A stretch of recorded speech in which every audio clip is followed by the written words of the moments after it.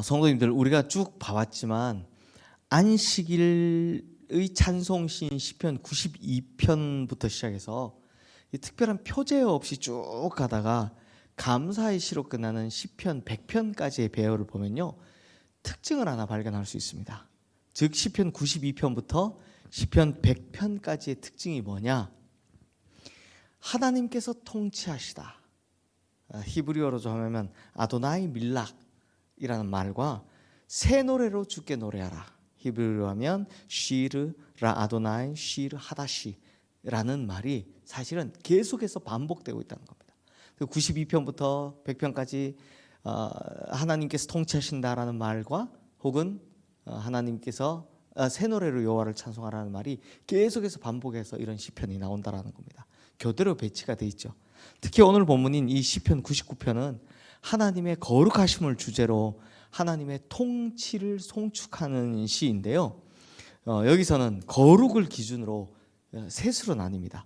마치 시에서 반복법, 대꾸법 사용하는 것처럼, 혹은 요즘 젊은이들이 랩 한다고 그러잖아요. 막 말로 막 떠드는 거, 이 끝 마무리를 똑같은 구절로 계속 반복하는 것처럼 이 시편 99편에는 거룩이라는 표현을 그렇게 사용하고 있습니다.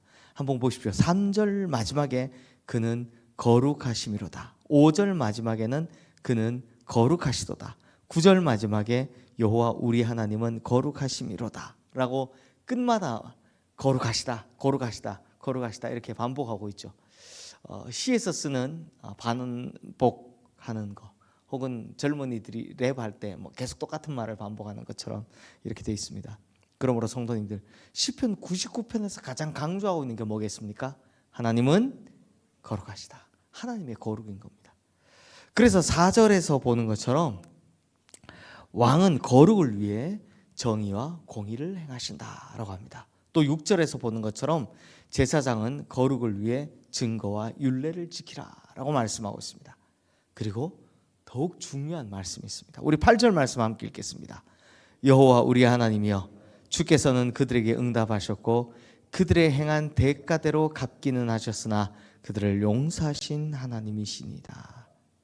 자, 하나님께서는 우리에게 거룩을 위해서 정의와 공의를 행하라 라고 하셨고 증거와 율례를 지키라 라고 말씀하셨습니다.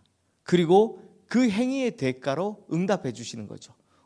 우리 성경에서 종종 볼 수 있듯이 행한 대로 갚으신다라는 겁니다. 즉 그들이 잘하면 뭘 주시고 축복의 응답을 주시고, 못하면 공의로 다스리셨다라는 겁니다. 하지만 성도님들, 중요한 게 여기 나옵니다. 8절 마지막에 뭐라고 합니까?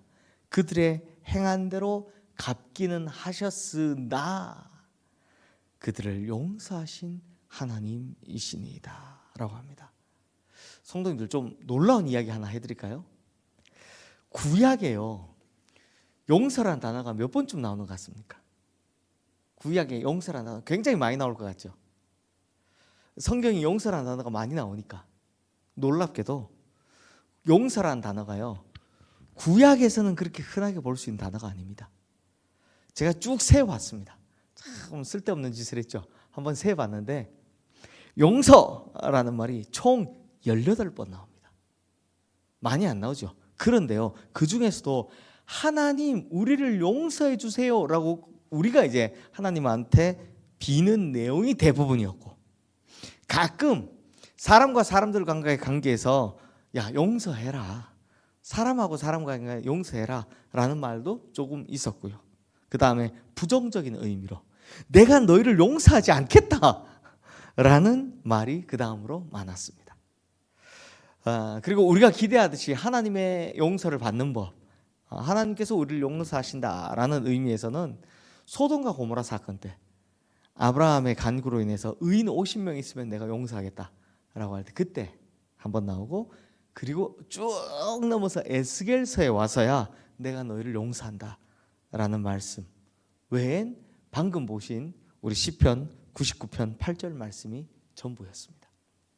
그러므로 오늘 시편 99편을 통해서 우리가 무엇을 알 수 있습니까? 시편 99편은 거룩을 위해 정의와 공의를 지키라, 증거와 율례를 지키라 라고 굉장히 강하게 말씀하면서도 그 결론은 놀랍게도 용서로 맺어주고 있다는 겁니다. 그러니 무슨 말입니까? 용서, 이것이 바로 하나님의 진정한 거룩하심이다 라는 겁니다. 사실 그렇습니다. 우리가 성도가 될 수 있었던 것, 우리가 하나님의 자녀가 될 수 있는 것, 바로 이 용서라는 하나님의 거룩을 십자가 아래서 경험했기 때문 아닙니까? 그러므로 이러한 하나님의 진정한 거룩하심, 여기에 참여하는 방법이 있습니다. 그것이 무엇인지 우리 9절 말씀 함께 읽겠습니다. 너희는 여호와 우리 하나님을 높이고 그 성산에서 예배할지어다. 여호와 우리 하나님은 거룩하심이로다. 즉 용서받은 우리가 거룩하신 하나님 앞에서 해야 할 것이 뭐냐? 예배다 라는 겁니다. 그러므로 성도님들, 주의 성산에서도 예배하고 자신의 삶의 자리에서도 예배하는 거룩한 예배자가 되시기를 주님의 이름으로 축원합니다.